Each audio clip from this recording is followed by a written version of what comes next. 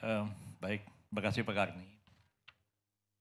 Sekiranya wacana angket ini datang dari Pak Deddy Sitorus, ya, mungkin tidak akan terjadi kehebohan dan gonjang-ganjing yang berkepanjangan beberapa hari belakangan ini. Karena beliau mengatakan bahwa kita bukan mau mempersoalkan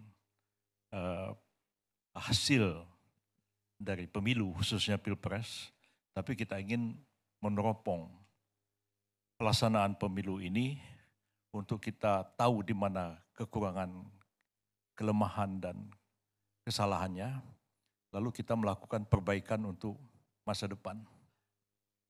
Saya kira kalau seperti itu, kita semua menyambut gembira. Ya. Walaupun tentu ada tanda tanya juga. Sebab panitia angket itu sendiri dibentuk oleh DPR. Dan anggota panitia angket itu adalah praksi-praksi DPR itu sendiri. Dan kalau kita memang mau menyelidiki pelaksanaan pemilu ini, betul-betul jujur, adil, seperti amanat konstitusi, tidak curang, tidak suap menyuap, tidak sogok menyogok, itu dilakukan pasti secara menyeluruh. Tidak hanya Pilpres, karena pemilu kita ini serentak. Pilpres, kemudian DPR, DPR Provinsi, DPRD, DPRD Kabupaten Kota, DPD. Dan tadi Pak Deddy Sitorus mengatakan semua ini uang. Untuk jadi anggota DPR pusat aja 20-30 miliar. Kabupaten mungkin 4-5 miliar. Jadi panitia angket DPR yang terdiri atas partai-partai itu yang malam ini ada 3 orang tokoh. Ada Pak Pipin dari PKS, ada Pak Deddy dari PDIP, Pak Maman dari Golkar. Mereka juga akan melidiki dirinya. PDIP dapat 19% itu nyogok apa enggak? PKS dapat 70% itu nyogok apa enggak? Golkar dapat 15% menurut quick count itu nyogok apa enggak? Kalau tadi dibilang untuk satu anggota DPR perlu 20-30 miliar, apa 19% PDIP dapat kursi itu, kalau diangkakan 110 kursi, 110 kali 30 miliar atau tidak? Bapak yang nyelidiki, Bapak sendiri mungkin. Pak Maman akan nyelidiki dirinya sendiri. Lalu apa orang mengatakan ini cuma dagelan aja ini angket ini? Itu pertanyaan Pak. Tadi dulu Pak, saya belum selesai ngomong. Ya. Ya. Bukan mau ngambil mic, gelasnya mau digeser. Oh, silakan Pak. Saya sebagai ketua partai PBB yang nggak kebagian kursi, ya saya senang aja nonton. Ya, oh rupanya bapak-bapak ini dapat 19% nih, keluarnya 30 miliar satu orang. Ya PBB nggak dapat kursi, ya nggak satu perak pun keluar uang. Berarti ya kami partai yang paling jujur di Republik ini. Dibandingkan 3 yang hadir malam ini, Golkar, PDIP, PKS. Ternyata itu jujur partainya, terus terang. Tapi memang sayang capresnya yang nggak jujur mungkin. nah, ya nggak jujur karena nggak mau nyogok. Itu dia. Nah ini kan nanti akan terbuka semua. Nah cuman karena angket ini digulirkan oleh Pak Ganjar, tidak didukung oleh Pak Mahfud, tapi disambut baik oleh Pak Anies. Dan fokusnya itu adalah kepada Pilpres. Nah, lalu timbullah wacana. Saya ditanya, bisa enggak diadakan angket kecurangan pemilu? Saya bilang yang mau diangket siapa? Ya, karena pasal 20A UUD 45 itu mengatakan bahwa angket itu adalah hak yang diberikan kepada DPR dalam konteks melakukan pengawasan terhadap pemerintah. Nah, terus mau diangket KPU. KPU bilang, loh kami kan bukan pemerintah. Pasal 22E mengatakan bahwa KPU itu adalah lembaga mandiri. Nanti saya minta waktu untuk ini, saya berbeda pendapat ya. Silakan. Ya, saya juga mau. Ya, Anda tadi ngomong terus saya nggak komentar apa-apa. Nah, Oke ya.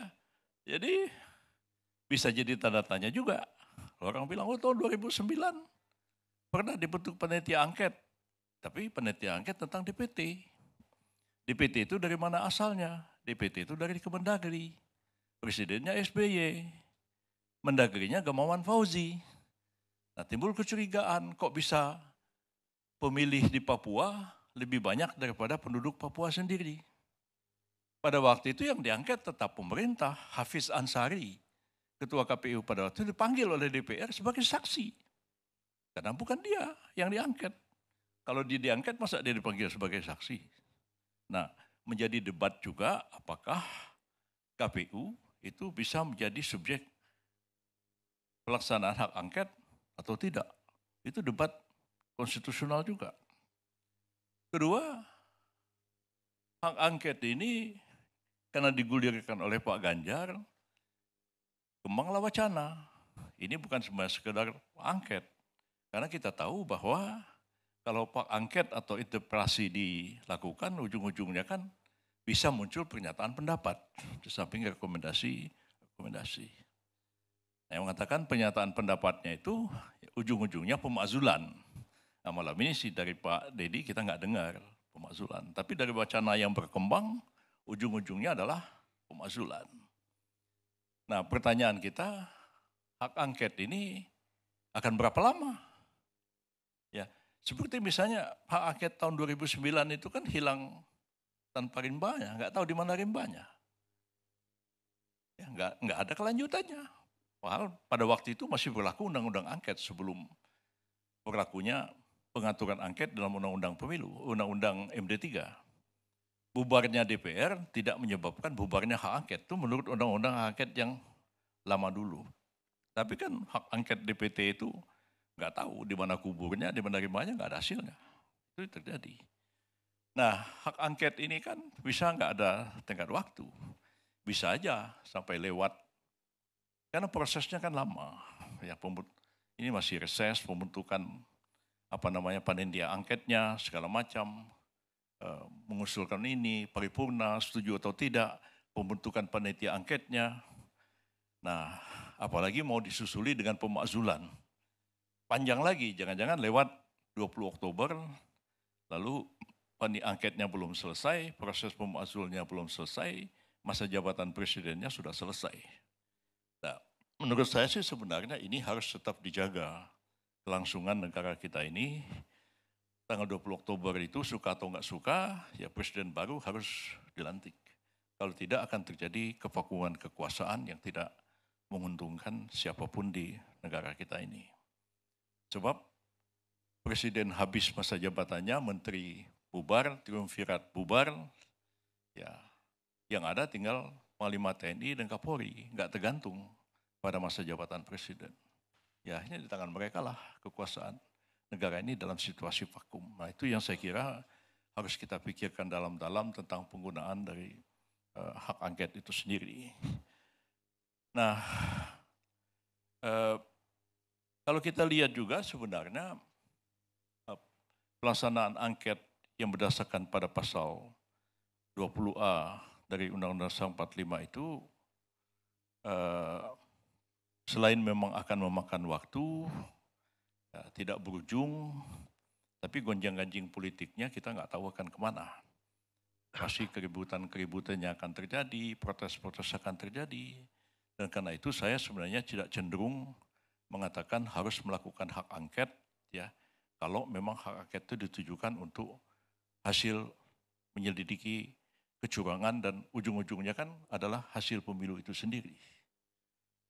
Nah, saya memang pernah berpendapat yang tadi dikutip oleh Pak Refli Harun, itu tahun 2014. Ya, 2014 sebagai ahli, saya dihadirkan di MK, pada waktu itu saya mengatakan MK itu mestinya tidak lembaga kalkulator. MK itu bisa membatalkan hasil pemilu kalau pemilu itu kecurangan. Tapi pendapat saya itu ditolak oleh majelis hakim. Ya, dalam putusan MK pendapat saya itu ditolak. Dan kalau pendapat itu sudah ditolak oleh majelis hakim, pendapat itu nggak bisa dijadikan argumen lagi di pengadilan. Kalau menjadi pendapat akademik di kampus ya boleh aja. Jadi secara hukum dia nggak bisa dipakai lagi. Kedua, kemudian sekarang ini kan sudah Undang-Undang 7 tahun 2017 tentang pemilu. Yang aturan-aturannya itu sudah berubah dari tahun 2014. Ya. Jadi siapa yang berwenang melakukan pengawasan, sudah ada Panwas, sudah ada Bawaslu. Kalau terjadi pelanggaran hukum, sudah ada Gakumdu. Kalau perselisihan, ujung-ujungnya baru ke MK. Jadi bukan berarti pendapat saya itu berubah tanpa dasarnya. Ada karena undang-undangnya berubah, ya pendapat saya berubah juga. Itu pikirannya. Ya sekarang ini kan dicuplik, dibikin meme. Pendapat saya 2014, pelan begini. Ya lepas daripada konteks. Ya. Kalau lepas dari konteks, ya jadi bertentangan begitu. Tapi kalau dilihat konteksnya 2014 saya nggak bisa lagi argumen itu dipakai sebagai argumen di pengadilan karena sudah ditolak oleh Mahkamah Konstitusi. Nah jadi bagi saya sebenarnya kalaulah ada anggapan bahwa pemilu ini terjadi kecurangan yang didalilkan itu TMS begitu ya. Ya silakan saja TMS itu dibawa ke Mahkamah Konstitusi itu dibuktikan. Walaupun memang kita mengetahui bahwa sistem pembuktian kita itu juga tidak mudah di Mahkamah Konstitusi. Karena kan hanya 1 minggu sesudah diumumkan tanggal 20 Maret nanti sudah harus mengajukan permohonan ke MK oleh pihak yang menolak hasil akhir yang diumumkan KPU itu sebagai objek sengketanya. Dan kemudian ya MK juga ada batas waktunya untuk memutuskan perkara itu. Nah, apakah sekarang ini panitia angket itu bisa diandalkan untuk menyelidiki di mana kesalahan, di mana kekurangan, di mana ketidakbaikannya, dan untuk direkomendasikan untuk masa yang akan datang? Saya sendiri nggak yakin panitia angket itu akan mampu melakukan itu. Karena semua punya kepentingan. Ya, partai-partai punya kepentingan di situ. Mau menyelidiki kekurangan kelemahannya dan juga mau melindungi kesalahan-kesalahan kepentingannya sendiri. Apa nggak lebih baik diserahkan aja? LIPI misalnya sudah pernah membuat satu kajian terhadap pelaksanaan pemilu. Kalau sekarang mereka diserahkan kepada BRIN atau dibentuk satu tim yang terdiri dari para akademisi untuk menyelidiki betul-betul sistem pemilu kita ini yang seperti apa yang idealnya. Ya, kami kan sebenarnya dari tahun 98 sebelum pemilu 99 sudah menghendaki pemilu kita itu dengan sistem distrik sebenarnya. Cuman saya sama Pak Arya saja yang ngotot begitu, yang lain nggak ada yang setuju. Nah, sekarang ini dengan sistem proporsional terbuka seperti sekarang kan sudah kita lihat hasilnya. Dan dari pemilu ke pemilu, ya, cara kita menghitung hasil coblosan itu sangat lama, sangat panjang. Dan itu membuka peluang terjadinya kecurangan-kecurangan di mana-mana. Dan itu sudah kita ketahui semua kok hal seperti itu. Nah, mengapa kita tidak misalnya belajar pada negara tetangga kita sendiri, ya. Malaysia sejak awal menerapkan sistem distrik. Filipina sistem proporsional, tapi sudah digital pemilunya, pakai handphone udah sekarang. Pendidikan orang Filipina rata-rata sama aja ke pendidikan kayak orang Indonesia juga. Tapi Komelek melaksanakan itu tanpa banyak masalah dan pilpresnya juga berjalan baik, pemilunya juga berjalan baik. Nah, kita masih pakai paku, nyoblos juga di kotak-kotak suara. Nah, apa kita tidak terpikir untuk memperbaiki sistem pemilu kita ini supaya tidak biaya tinggi, tidak terjadi suap menyuap, tidak menjadi sogok menyogok. Nah, termasuknya juga tadi yang sudah dapat kursi berapa uang sogoknya, yang disogok siapa? Pemilihnya yang disogok, KPPS-nya disogok, atau KPU-nya yang disogok? Atau seperti apa? Nah, jadi kalau ini sudah dibuka semua, bukan oleh panitia angket yang mereka sendiri juga jangan-jangan terlibat juga dalam kecurangan-kecurangan itu. Lebih baik diserahkan kepada satu tim akademisi yang independen untuk melakukan satu penyelidikan dan apapun hasilnya kita terima untuk memperbaiki sistem pemilu kita sekarang. Dan sekian Pak Prabowo juga dalam beberapa kali pidato mengatakan, ya bagaimana kita harus memperbaiki sistem pemilu kita, sistem demokrasi kita, ya yang akan datang ini supaya hanya orang, jangan yang bisa jadi politisi pemimpin itu hanya kalau enggak orang yang punya akses pada kekuasaan, orang yang punya duit. Ya. Bagaimana supaya ini bisa maju? Orang-orang seperti saya ini kan produk awal 98 ya, yang bisa masuk ke arena politik, duit nggak punya. Bapak saya disebut di Jakarta ini nggak ada yang kenal nama bapak saya. Kalau Gibran disebut orang tahu itu anak Pak Jokowi. Ya. Tapi yang bagaimana? Tapi kalau sekarang sudah sangat sulit untuk muncul ke permukaan seperti itu ya, kecuali barangkali orang populer karena dia influencer atau dia artis atau dia apa, direkrut oleh sebuah partai.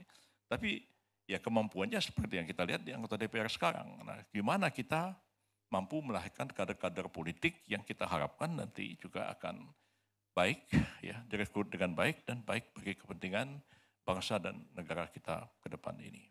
Saya kira itu pendapat saya Pak Kani. Sedikit aja. Ya. Ini komplimen ya dari pendapat Prof. Yusril. Jadi kalau kita lihat definisi angket itu, tidak hanya bicara mengenai kebijakan yang penting dan strategis serta berdampak bagi kehidupan bangsa dan negara yang ada dugaan pelanggaran hukumnya, tapi juga pelaksanaan undang-undang. Jadi pelaksanaan undang-undang garis miring kebijakan yang penting dan strategis. Nah itulah sebabnya dulu saya juga termasuk orang yang mengatakan bahwa hak angket itu harus tujuannya kepada eksekutif, lalu kemudian ujungnya bisa impeachment. Tetapi praktik ketatanegaraan kita sudah membuktikan bahwa hak angket itu bisa kepada Pelindo II. Hak angket itu bisa kepada KPK sebelum perubahan undang-undang KPK. Jadi praktik ketatanegaraan kita dan juga praktik di DPR sudah mengatakan bahwa hak angket itu masuknya melalui dua pintu, salah satu atau dua-duanya. Pintu kebijakan dan pintu pelaksanaan undang-undang. Kalau pintu pelaksanaan undang-undang, pintunya lebar sekali. Maka saya katakan kalau saya mau propose hak angket, saya mengatakan pelaksanaan Undang-Undang 7 2017 saja. Karena itu yang kita hadapi.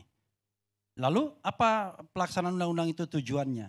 Adalah pemilu yang konstitusional, pemilu yang jujur dan adil. Maka saya kira jelas jadinya. Kalau mau kebijakan pemerintah, ya kita lihat misalnya kebijakan penyaluran bansos yang lebih spesifik. Tapi kalau pelaksanaan undang-undang, pintunya lebar sekali. Itu sedikit tambahan. Makasih. Kalau saya sedikit aja Bang Karni. Tadi dari awal saya sudah jelaskan bahwa yang namanya hak angket yang ada dalam bayangan kita itu bukan urusan teknis kepemiluan. Soal curang atau apa, money politik atau apa itu kan ranahnya ada di Bawaslu dan Gakumdu. Walaupun mungkin perlu kita tanya, misalnya di dapil saya banyak tuh tim orang yang menyuap pemilih itu ditangkap oleh Gakumdu. 2 jam lepas. Ya. Kalau itu untuk urusan seperti itu kita pakai yang namanya hak angket ini terlalu receh. Dan kita sudah tahu bahwa itu ranahnya ada di Bawaslu, Gakumdu atau nanti sengketa hasil pemilu.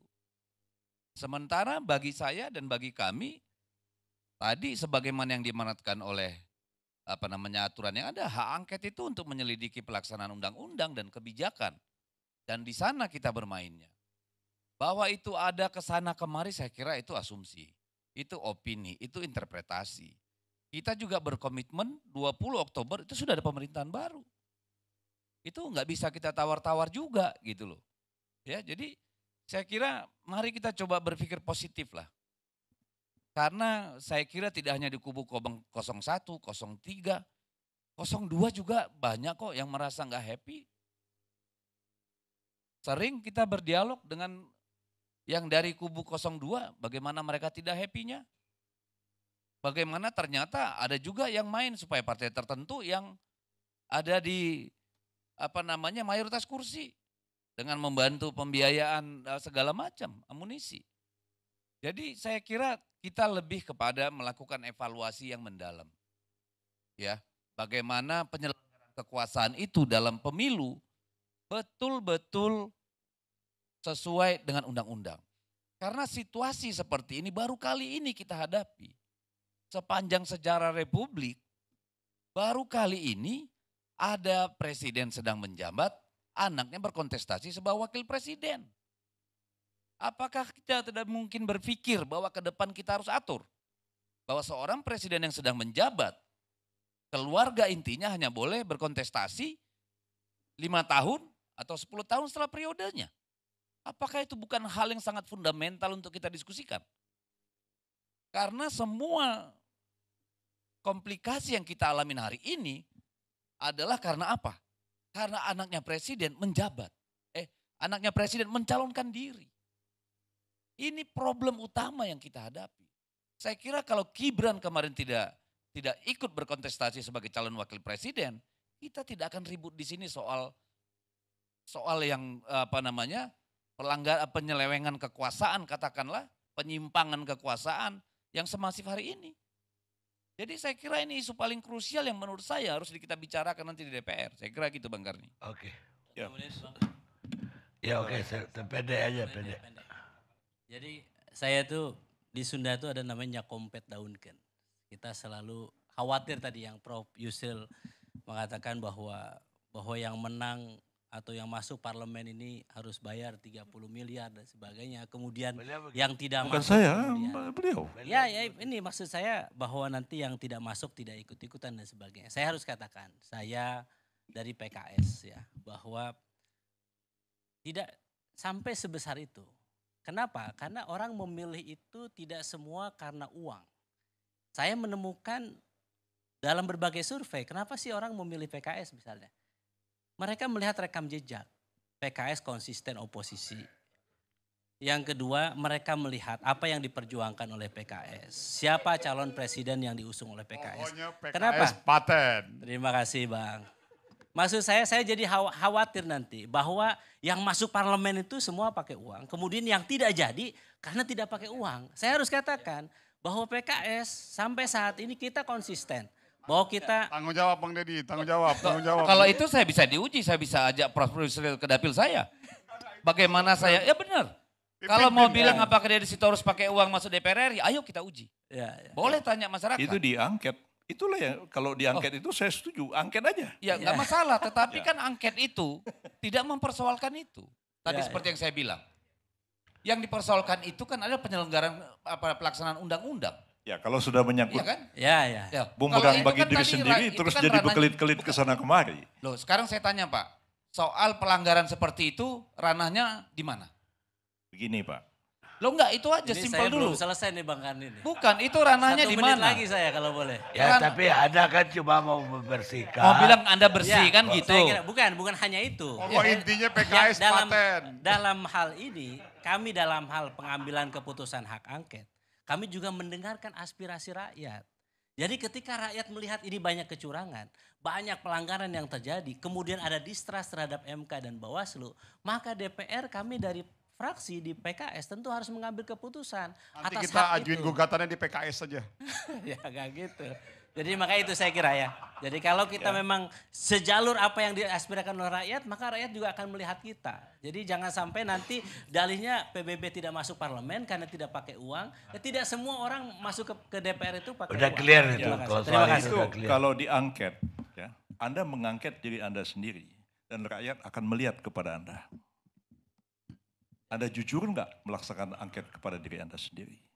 Saya Apa kira betul PKS tidak membayar seperti dikatakan oleh Pak Sitorus? saya bisa jamin itu. Saya caleg Nah, di jamin kan Anda bicara sekarang, tapi kalau tidak diangket bagaimana kita percaya dengan jaminan Anda? yes. Kalau ada yang mau mengajukan angket tentang itu, Monggo. terserah. Tapi tadi seperti yang saya katakan, Maman balas urusannya enggak, tadi kan saya sudah jelaskan.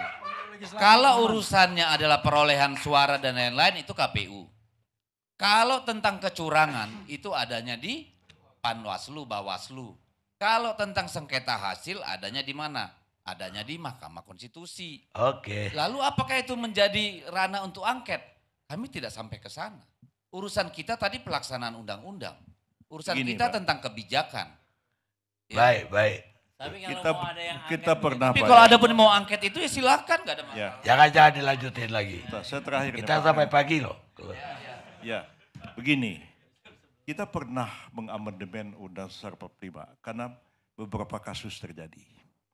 Misalnya ada presiden, ya, tidak mau menandatangani rancangan undang-undang yang telah disetujui bersama dengan DPR.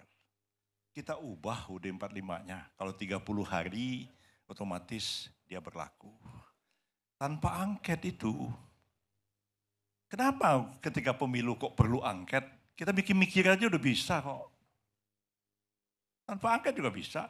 Oh, gimana supaya, ya persoalannya sekarang ini pelaksanaan undang-undang. Saya lebih jauh mengatakan, undang-undangnya yang harus dikritisi.